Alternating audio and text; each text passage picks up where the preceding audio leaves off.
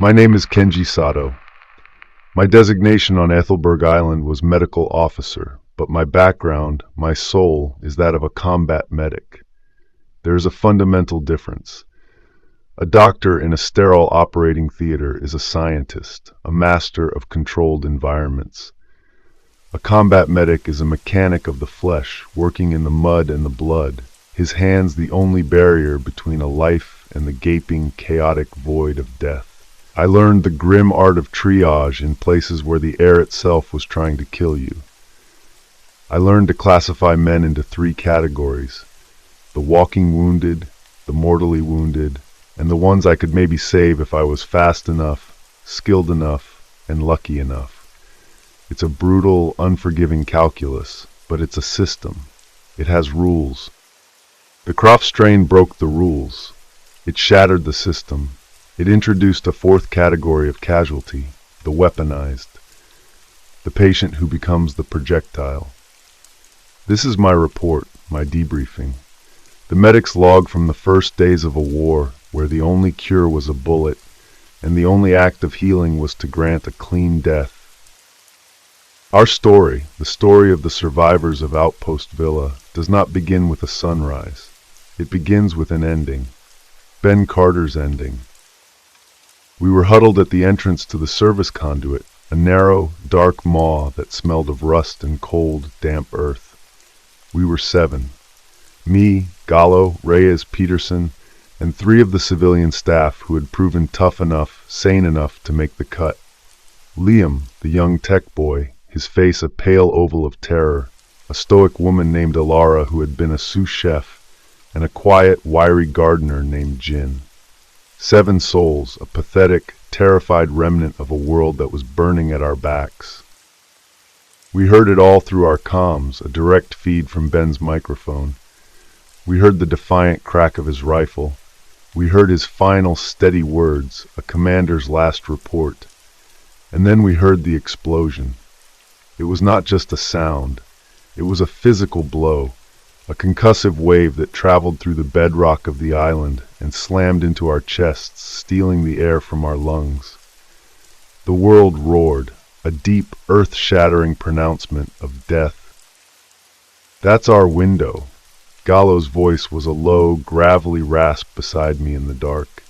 He was in command now. The weight of it had settled on him, visible even in the dim light, squaring his shoulders, hardening the lines around his eyes. He bought us time.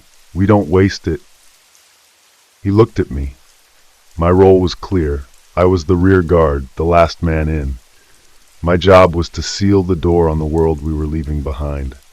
The hatch was a heavy iron wheel, rusted from the sea air. It took all my strength to turn it.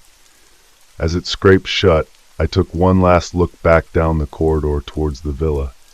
It was a tunnel of flickering, hellish orange light, and I could hear them, the chorus, the rising, hungry moan of 1,000 ravenous things, their collective voice a symphony of damnation, drawn to the fire and the fury of Ben's last stand. The hatch clanged shut, the sound a note of absolute finality.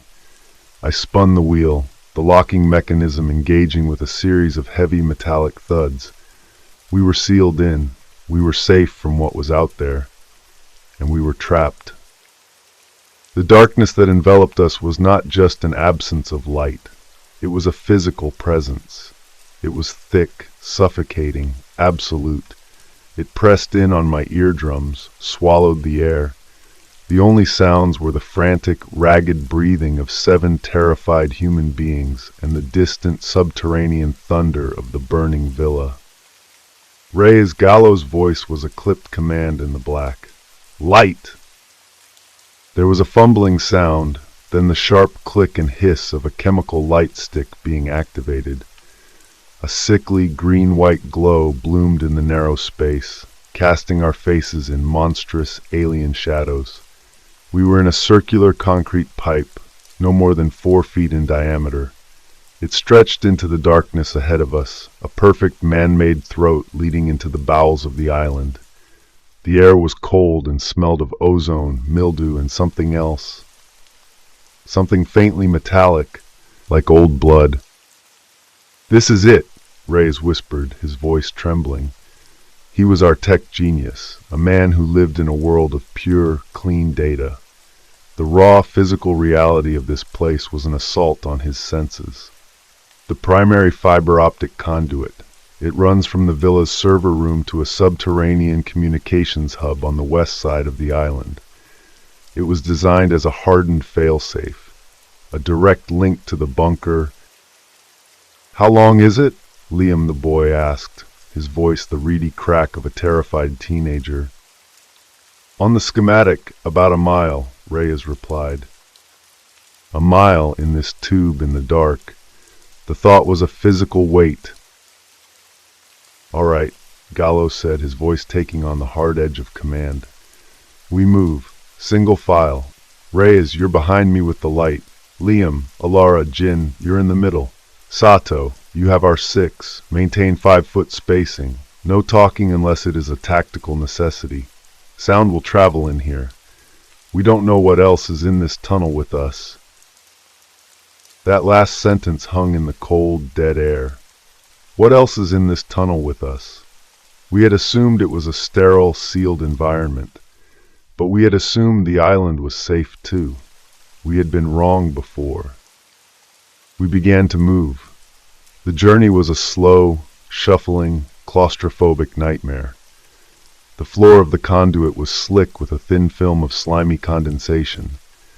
Thick bundles of armored fiber optic cables ran along the ceiling and walls, like the veins of some great dead leviathan.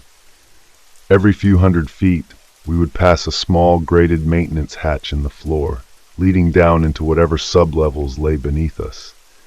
Each one was a dark, square mouth from which anything could emerge. My mind, trained to observe, to diagnose, was in overdrive. I wasn't just walking, I was conducting a continuous silent triage of my unit. I watched Gallo's back, the way he moved with a tense, coiled grace, his handgun held low and ready. He was solid. He was in control. But I could see the cost of it in the rigid set of his shoulders. I watched the civilians. Jin, the gardener, was preternaturally quiet, his movements economical, his eyes constantly scanning. He was used to the earth, to the quiet places. He was adapting. Alara, the sous chef, was a pillar of stoicism, her hands clenched into white-knuckled fists, her face a mask of grim determination. She was a survivor. Liam, the tech boy, was the weak link. He was trying to be brave, but every scrape of a shoe, every drip of water from the ceiling, made him jump. His fear was a scent in the air, a contagion almost as dangerous as the one we were fleeing. My primary focus, as always, was on my men. I noted the rate of their breathing, the slight tremor in Peterson's hand as he clutched his rifle, the way Reyes kept wiping his sweaty palms on his trousers. These were the subtle tells of men approaching their breaking point. I was the medic. It was my job to monitor not just their physical health, but their psychological integrity. A man who panics in a firefight gets himself killed. A man who panics in this tube could get us all killed. After what felt like an eternity, but was probably only 20 minutes, Gallo raised a hand and the shuffling column came to a halt. "What is it?" I whispered into my comm, my voice a dry crackle. "Obstruction," Gallo's voice came back. "Partial collapse up ahead. Looks like a rock slide from the surface, maybe from the initial construction. It's blocking about 2/3 of the conduit." My blood ran cold. A dead end. The thought was a physical blow. To have come this far, to have survived so much, only to be buried alive in this forgotten concrete intestine. "Can we get through?" I asked. "It'll be tight," Gallo replied. "We'll have to go one at a time. Low crawl. We'll have to leave the packs behind and come back for them." The process was agonizingly slow. Gallo went first, wriggling on his belly through the narrow gap between the fallen earth and the curve of the conduit wall. We passed the light stick up to him, and then, one by one, we followed, leaving our meager supplies of water and medical gear in a pile in the darkness. The feeling of the rough, damp earth against my face, the oppressive weight of the rock above me, was a primal terror. This was not the clean, clinical danger of a combat zone. This was the suffocating horror of the grave. I was the last one through. As I wormed my way into the narrow space, my rifle snagged on a protruding rock. I tugged at it, a surge of pure animal panic rising in my chest. For a moment I was stuck. The darkness behind me felt like a living thing, pressing in, threatening to swallow me whole. The ghost of Ben's last stand, the memory of Anya's scream, the faces of the changed. They were all there in the blackness, waiting for me. Calm, Kenji, I whispered to myself, my own voice a stranger. Breathe, assess, act. I slowly, deliberately, unslung the rifle, pushed it ahead of me, and then with a final, lung-bursting effort, I shimmied through the gap and into the open conduit beyond. I lay there for a moment, my chest heaving, my body slick with cold sweat, the blessed open space of the 4-foot tube feeling as vast as a cathedral. We were all through. We retrieved our packs and continued our slow, shuffling pilgrimage. It was during the second leg of the journey that the true psychological warfare began, the silence. It was so profound that it began to play tricks on the mind. I started to hear things, a faint, rhythmic humming, just on the edge of my hearing. It was the sound Dr. Rostova had described in her final report, the song of the hive, the call of the prion. Was it real? Was it a draft in the conduit vibrating at a low frequency? Or was it my own mind, saturated with the horror of her words, manufacturing the sound? I didn't know, and that was the most terrifying part. Then a new sound, a real one, a sharp intake of breath followed by a choked sob. It was Alara, the chef. Hold, Gallo's voice was a knife in the dark. Report. My ankle, she whispered, her voice tight with pain. I think I twisted it back at the collapse. I didn't want to say anything. I pushed past Jin and Liam, my medical kit already in my hand. I knelt beside her in the suffocating darkness. I couldn't use a light. It was too much of a risk. I would have to do this by feel. Talk to me, Alara, I said, my voice low and calm, the voice I used for a soldier who had just taken a piece of shrapnel. Where does it hurt? My hands, gentle and sure, explored her ankle. I felt the swelling, the unnatural heat, a bad sprain, possibly a fracture. In the old world it was an inconvenience. Here it was a potential death sentence. A slow-moving member of the herd is the first one the wolves take. I can't walk on it, she wept softly. Just leave me. Don't let me slow you down. Nobody gets left behind. Gallo's voice was a growl from the front of the line. Sato, can you do anything? I can stabilize it, I said.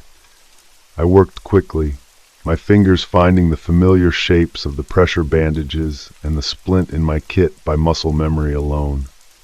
I wrapped her ankle tightly, the fabric a whisper in the silence. Every touch, every rustle was a scream in the darkness. My mind was a cacophony of worst-case scenarios. A noise now could draw anything that might be lurking in the grates below, or echoing down the tunnel from some unknown breach ahead. Okay, I whispered when I was done. It's stabilized, but you can't put your full weight on it. Jin, Liam, you're gonna have to help her. Let her lean on you. We're gonna be her crutches. They didn't hesitate. The shared crisis, the intimacy of our small, desperate tribe, had forged a bond between them. They positioned themselves on either side of her, and our slow, shuffling pace became even slower, a limping, painful crawl towards a destination we couldn't see. It was in those hours, moving through the absolute black, listening to the quiet, pained breathing of the woman I was trying to save, that the full weight of my new reality settled upon me. Ben Carter had been the commander. His job was strategy. His choices were tactical. My job was to keep the flesh and blood of his command functioning. And now I was failing. I could wrap an ankle, I could stitch a wound, I could administer morphine, but I could not cure the plague. My skills, my entire identity as a healer were a cruel joke in this new world. I was a mechanic in a world with no engines, a priest in a world with no God. Triage in the field is about resource allocation.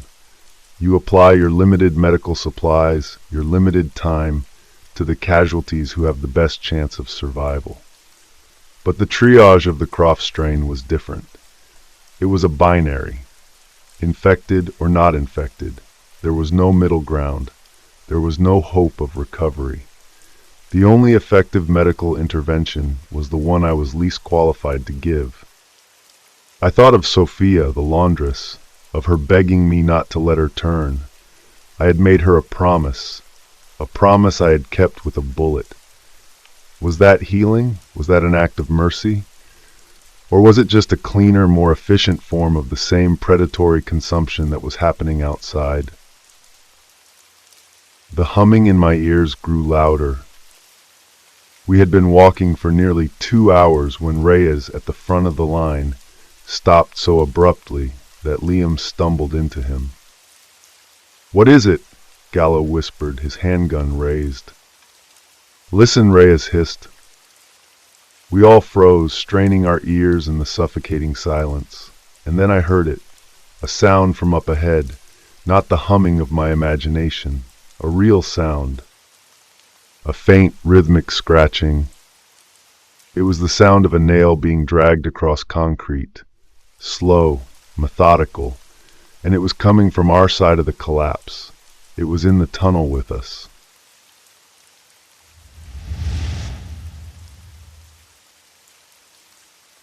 There is a unique type of silence that exists only in the moments before a catastrophic, violent event. It's not an absence of sound, it's a presence, a crushing weight of pure, listening dread. The world holds its breath, and in that vacuum, every beat of your own heart becomes a thunderclap, a betrayal that gives away your position. We stood frozen in that silence, 7 statues of terror carved from the absolute blackness of the conduit.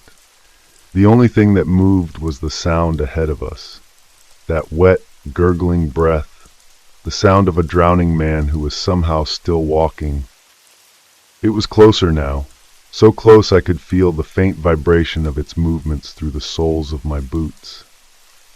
My mind, a traitorous analytical machine, was already constructing a diagnosis based on that sound alone. Severe pulmonary edema, massive fluid buildup in the lungs. In a normal patient, it would mean imminent respiratory failure.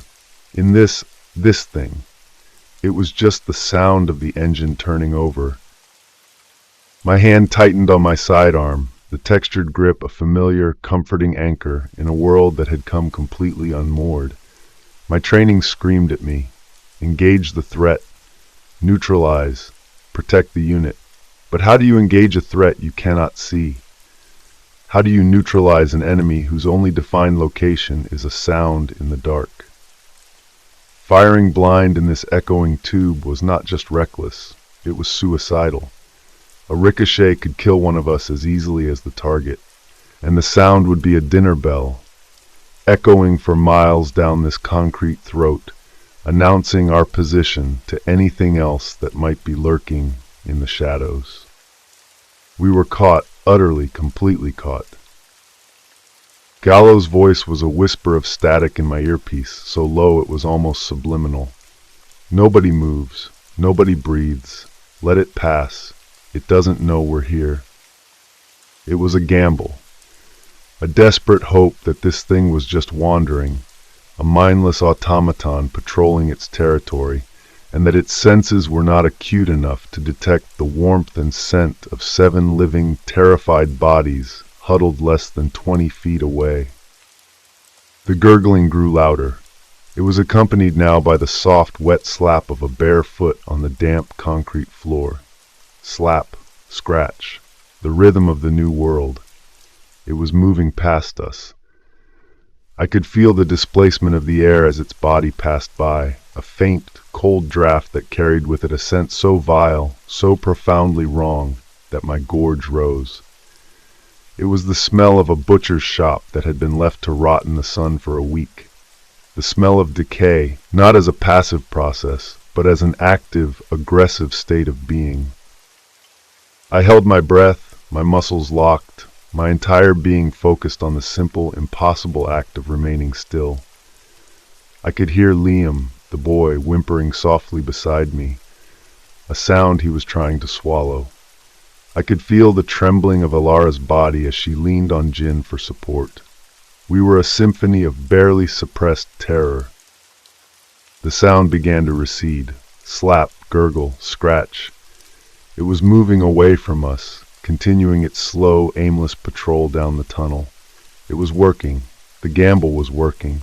A collective, silent sigh of relief was about to pass through our small group. And then Liam sneezed. It was not a loud sneeze.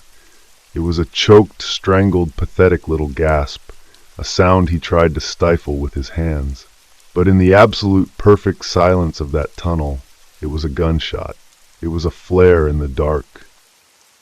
The gurgling stopped, the scratching stopped, the slapping footsteps stopped. The silence that followed was different. It was not the listening silence of before. This was the coiled, tense, predatory silence of a snake that has just located its prey. What happened next was a blur of pure, instinctual chaos. I heard a sound I will never be able to unhear. A high-pitched, ululating shriek, a sound that was not born of any human emotion, but of a simple, biological imperative. The sound of a predator identifying a target.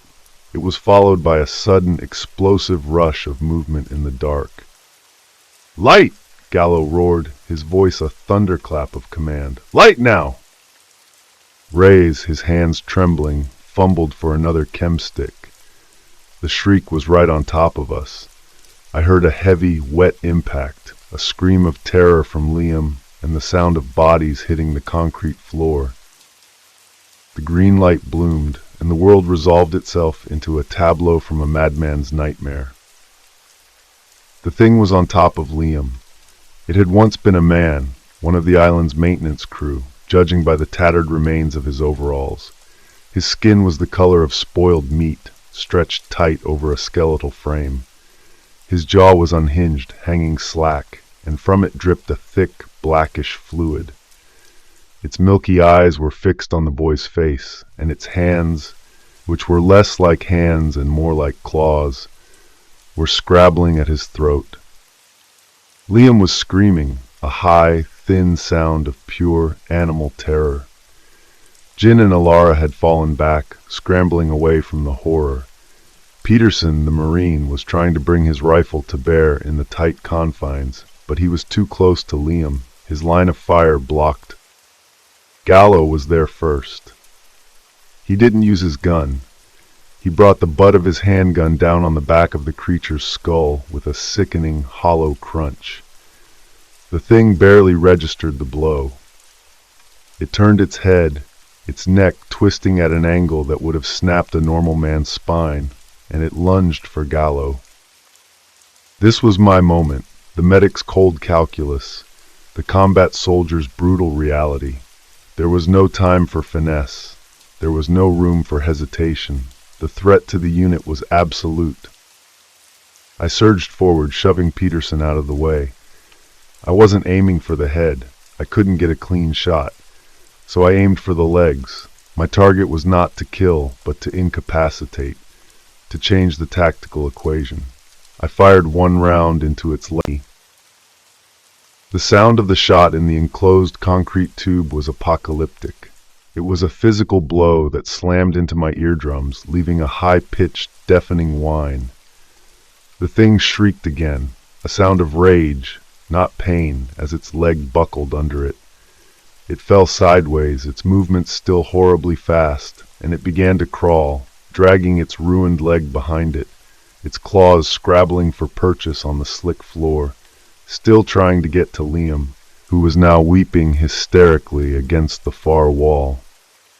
"Back! Get back!" Gallo roared, pulling the boy to his feet. The creature was on the ground, but it was still a mortal threat. It was a wounded, cornered animal. Reyes, his face a mask of terror, had the presence of mind to activate a second chem light, casting the scene in a brighter, more ghastly green. Now I could see it clearly. Its chest was a collapsed, rotting cavity. I could see its ribs slick with the same black fluid that dripped from its mouth. This thing was not just dead. It was a walking biological catastrophe. Peterson, his training finally overriding his fear, found his moment. He stepped forward, his rifle steady now, and fired a single, controlled shot into the center of the creature's skull. The head exploded in a spray of gore and bone fragments. The body collapsed, its limbs twitching for a few seconds before falling still. The silence that followed was even more profound than before. It was filled with the ringing in our ears, the ragged, gasping breaths of the survivors, and the quiet, continuous weeping of Liam. "Everyone okay?" Gallo's voice was a harsh rasp, his chest heaving. "Everyone check yourselves. Now, sound off." "Ray's okay. Peterson, I'm good. Jin, okay. Alara, I'm okay." My own voice was steady. "Sato, clear?" All eyes turned to the boy, Liam, who was still huddled against the wall, his body shaking uncontrollably. "Liam," I said, my voice soft, the medic taking over from the soldier. "Talk to me, son. Are you hurt? Did it break the skin?" I moved towards him, my hand outstretched. My first priority was to assess him for wounds, for any sign of fluid transfer. A single scratch, a drop of that black ichor in his eye, and he was no longer a survivor. He was a time bomb. He looked up at me, his eyes wide with a terror that was aimed not at the dead thing on the floor, but at me, at the gun in my hand. He scrambled backwards, away from me. "He's not hurt," Gallo said, his voice flat. "It didn't get through his jacket. I saw it. He's just in shock." He looked at me, a hard, meaningful glance. "We need to move, now. The sound of that gunshot will have carried for miles. If there are any more of those things in this tunnel, they're coming." He was right, but my job wasn't just to keep these people moving, keep them alive. And Liam's shock was a tactical problem. Panic was contagious. "Give me 60 seconds, I said to Gallo. I knelt down in front of the boy, holstering my weapon, showing him my empty hands. "Liam, look at me. My name is Kenji Sato. I'm a medic. I'm not going to hurt you, but I need you to breathe. Can you do that for me? Just a slow breath, in and out." He stared at me, his breathing a series of short, frantic gasps. I focused on his eyes, trying to pull him back from the abyss of his own terror. "You're safe now, son. It's over. But we have to keep moving. We have to rely on each other. And I need you to be with us. I need you to be a part of this team. Can you do that? Can you stand up and walk with us?" Slowly, agonizingly, the terror in his eyes began to recede, replaced by a glimmer of comprehension. He nodded, a jerky, spastic movement. He was still in shock, but he was back in the room. He wasn't a liability anymore. He was a casualty, one I would have to continue to monitor. "Good boy," I said, helping him to his feet. As I did, my gaze fell upon the corpse on the floor, and I saw something that made my blood run cold. Around its neck, on a simple chain, was a laminated ID card, one of the maintenance crew. His name was Thomas, and I remembered him. He had been part of a 3-man team sent to repair a faulty pump at the service cove 2 days before the party. They had never reported back. We had assumed it was a simple case of them taking an unauthorized break, a minor disciplinary issue Ben would have to deal with. They hadn't been on a break. They had been the first victims on the island. The gannet that bit Miguel hadn't been an anomaly. It had been a harbinger. The plague had washed ashore. It had come out of the sea. And Thomas and his team had been there to greet it. But how did he get in here? This conduit was supposed to be a sealed, secure system. Reyes, his curiosity as a technician overriding his fear, was already examining the body, careful not to touch it. He pointed to a tool belt still buckled around the corpse's waist. "Commander," he said to Gallo, his voice hushed. "Look, he has a set of master keys, the kind the maintenance crews use for the service tunnels and grates." Gallo and I looked at each other, the same horrifying realization dawning on us both. "The grates," I breathed. "The maintenance hatches in the floor." Reyes nodded, his face grim. "He didn't get in from the end of the tunnel. He got in from below.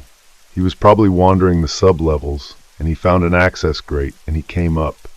Which means this entire tunnel system is compromised."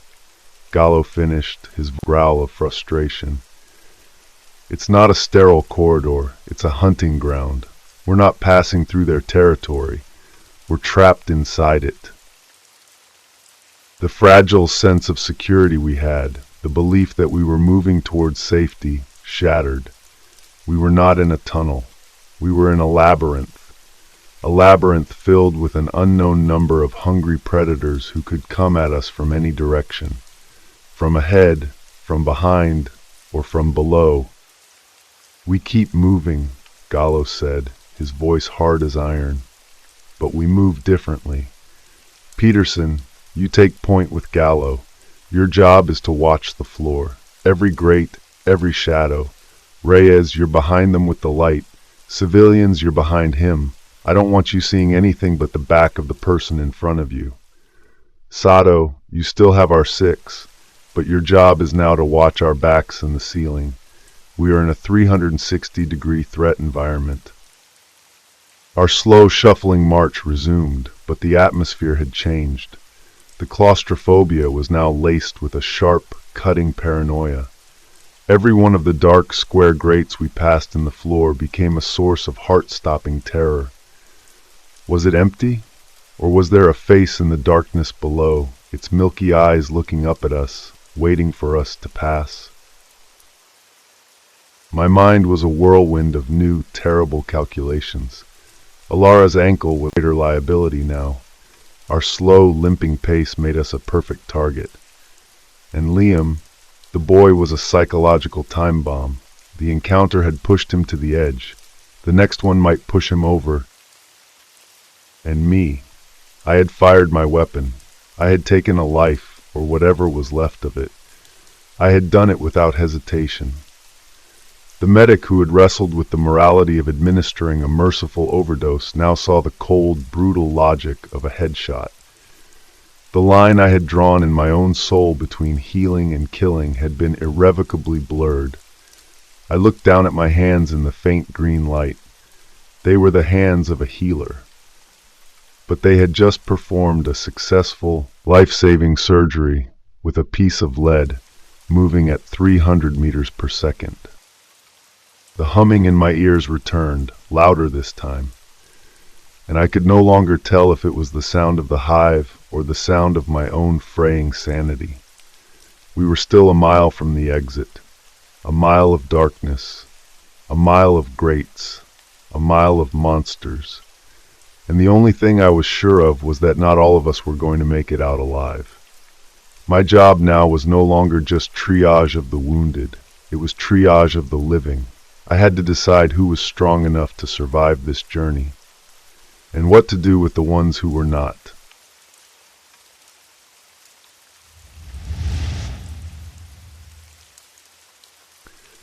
The march that followed our first kill was a different kind of journey. The initial simple fear of the dark had been replaced by a complex, multifaceted paranoia. Our world was no longer a linear tube. It was a three-dimensional chessboard where death could spring from any direction. Every dark, square grate we passed on the floor was a potential ambush point. Every shadow on the ceiling felt like a predator gathering itself to drop. We were prey, and the very ground beneath our feet had become a part of the trap. Gallo's new orders had transformed our slow shuffle into a tense, militarized crawl. Peterson and Gallo took point, their weapons sweeping not just ahead but down, their eyes locked on the floor, on the dark, menacing squares of the maintenance grates. I was at the rear, my own weapon moving in a constant, restless arc, scanning the corridor behind us, the ceiling above us. I was no longer just a medic. I was a sensor, a walking early warning system. The civilians were in the middle, a huddle of terrified sheep protected by a thin perimeter of exhausted wolves. The silence was our enemy now, but so was sound. The absolute quiet allowed our minds to play tricks, to imagine the faint scrape of a claw from below. But every noise we made, Alara's occasional stifled gasp of pain as her ankle throbbed, Liam's nervous, hitched breathing, the scrape of a boot on concrete, felt like a betrayal, a flare fired into the darkness, announcing our presence to the things that hunted here. We passed 3 grates in agonizing slowness. At the first, Gallo called a halt. He lay on his belly, his ear pressed to the cold metal, listening. We all stood frozen, our own breathing suspended, trying to hear what he heard. After a lifetime of silence, he shook his head and waved us on. We passed it with the reverence of a funeral procession passing an open grave. At the second grate, Peterson saw something, a flicker of movement in the darkness below. He froze, his rifle snapping up. We all saw it then. A shape, pale and indistinct, shifting in the sub-level. Was it one of them? Or was it just a trick of the light, a piece of debris moving in a draft? We didn't wait to find out. We scurried past, a collective wave of terror propelling us forward. The tension was a physical thing, a corrosive acid eating away at our discipline, our sanity, and the weakest link in our chain was beginning to snap. Liam, the boy, was deteriorating. The initial shock of the attack had worn off, replaced by a jittery, high-strung terror that was far more dangerous. He would flinch at every sound, his head whipping around, his eyes wide and wild. He was a gazelle in a pride of lions, and his panic was a scent on the air that was sure to draw predators. The breaking point came at the third grate. This one was different. It was slightly ajar, a single corner lifted by maybe an inch, a dark, jagged wound in the floor, and from it a sound, a soft, rhythmic, and horribly familiar sound. A child crying. It was faint, a weak, pathetic mewling, the sound of a very young infant in distress. We all stopped, frozen by the sheer heartbreaking impossibility of it. A baby? In here? No, Gallo whispered, his voice a low, hard command. No, keep moving. But it's a baby, Alara stammered, her voice thick with horror and a desperate maternal instinct. We can't just leave it. It's not a baby, Gallo snarled, his face a mask of grim certainty. Think, how could a baby be down there? It's a trap, it's a lure, or it's one of them. The thought was monstrous. A child, one of the changed. But we had seen what this plague did. It did not discriminate. The crying continued, and it was tearing our small group apart. It was a razor blade against the taut wire of our composure. He began to weep openly, his hands over his ears. We have to help it, he sobbed. We can't just leave it there to die. This was it, the psychological attack. The enemy wasn't just a mindless hunger. The virus, the prion, whatever it was a perfect predator. And a perfect predator knows how to use bait. It knows how to exploit the very things that make us human. Our compassion, our hope.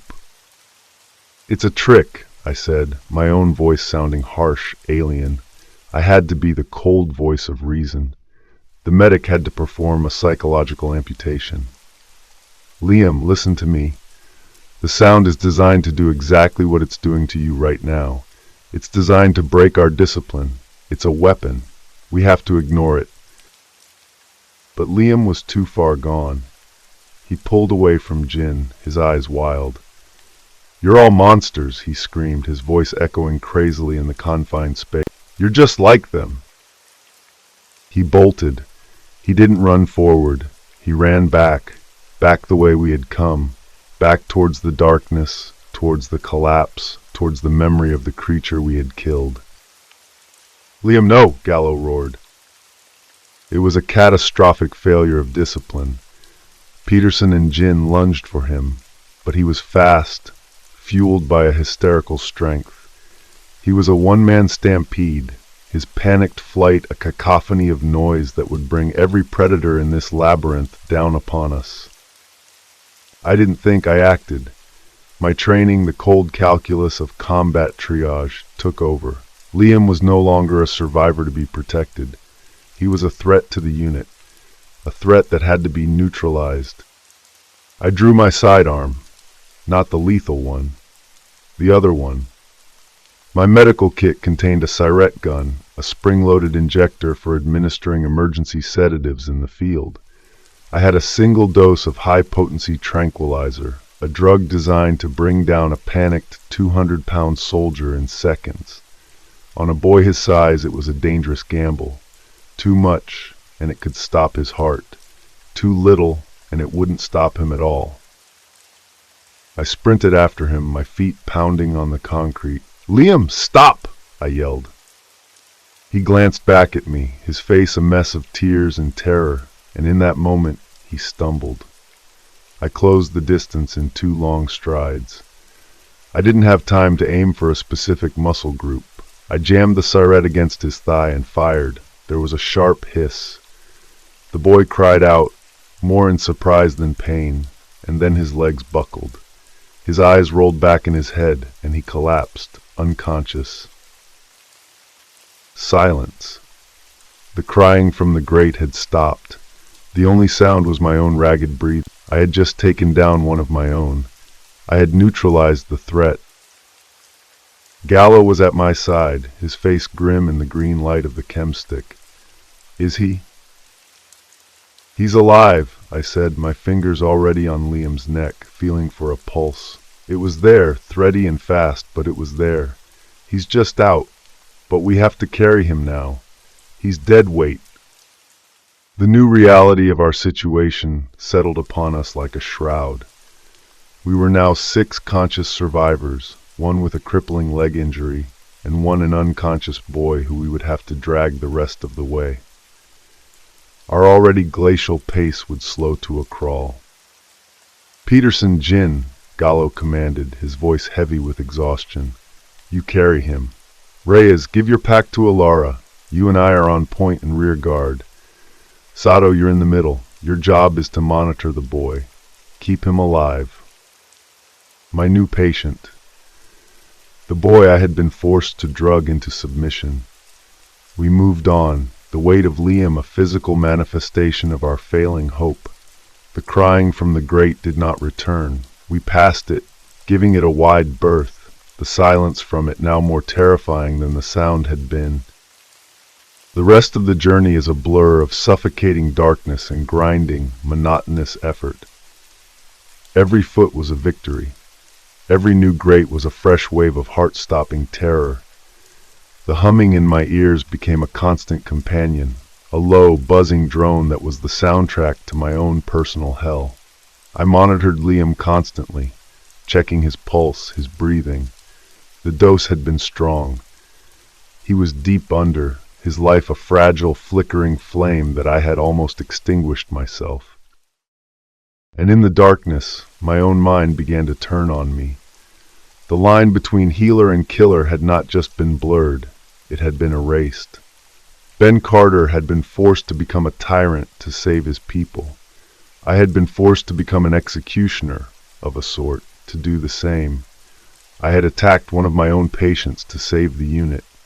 The cold, brutal logic of it was undeniable, and it was destroying me. Was this what it meant to survive? to shed the very parts of yourself that made you human, to become a cold, calculating machine that saw life and death as mere variables in a tactical equation.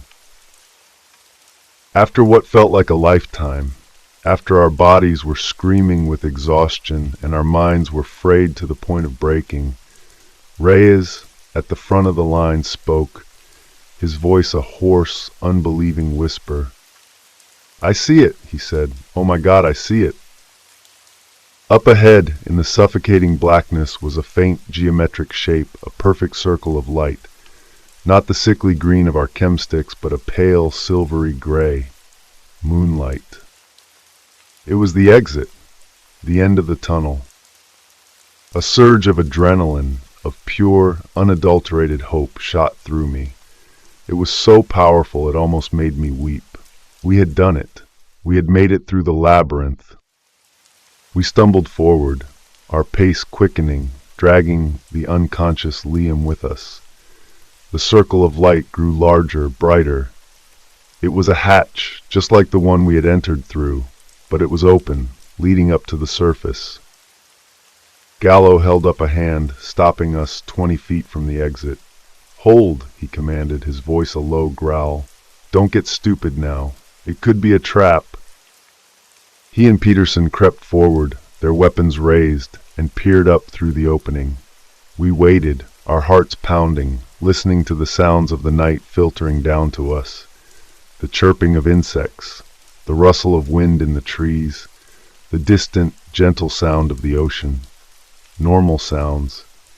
The sounds of a living world. Gallo looked back at us, a slow nod.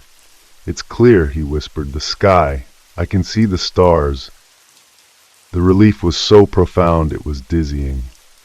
One by one we climbed the short ladder and emerged into the cool night air. We were on the western slope of the island, in a small, rocky clearing, surrounded by dense jungle.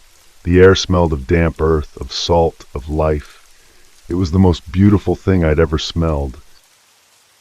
We had made it. We were out. We were alive. We took a moment, just a moment, to breathe, to let the reality of our survival wash over us. We had survived the villa. We had survived the tunnel. We had survived the monsters in the dark. And then, from the jungle ahead of us, came a sound. It wasn't the gurgling moan of the changed. It wasn't the crying of a phantom child. It was a sound I knew well.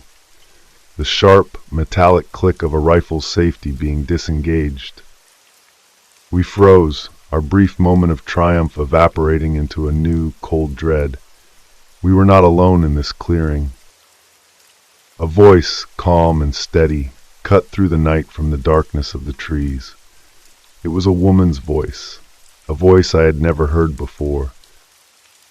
"Don't move," it said, the words sharp, precise, and utterly devoid of warmth. "Don't even breathe too loud. My finger is on the trigger, and I need you to tell me something. I need you to tell me if you are human." We had escaped the monsters we knew, only to find ourselves in the sights of a new, unknown threat. A threat that was asking the same terrible question I had been asking myself in the dark. A question I no longer knew how to answer.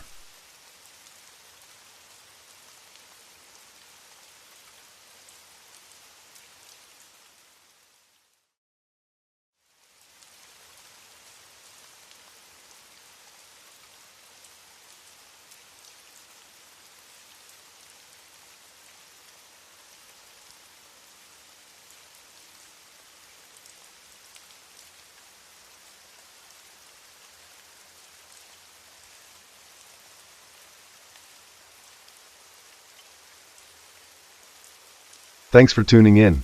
If this narrative pulled you into its depths, consider giving the video a like. Your support is how these stories get told.